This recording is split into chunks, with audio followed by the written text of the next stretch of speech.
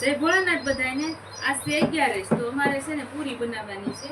તો આ પૂરી વણવાનું એમ ચાલુ કરી દીધું છે અને રાંધવાનું છે. આજ 11 હોય એટલે આપણે કઈ ખારું રાંધીને ખાઈ પૂરી ને કેરી ને એવું બધું હોય એટલું બધું ખાવાનું હોય. અમારે જે શાક બટેટા બાફવા મૂકી દીધા છે અને આ પૂરી વણવાનું ચાલુ કરી દીધું છે. તો આ પૂરી વણવા માંડશું.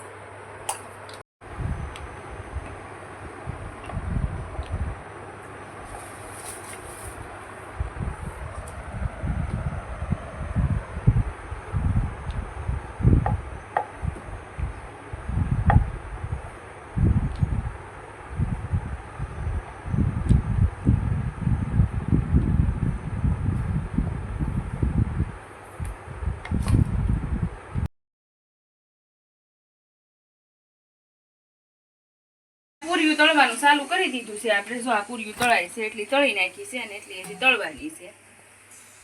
અને અહીંયા સાઈડમાં બટેટા બાફવા મૂકી દીધા હતા તો બટેટા બફાઈ ગયા છે. બટેટા આગળ ફોલી નાખી પછી બટેટા વઘારવાના છે અને થોડીક મમરી તળવાની છે. મારે એટલી મમરી તળવાની છે.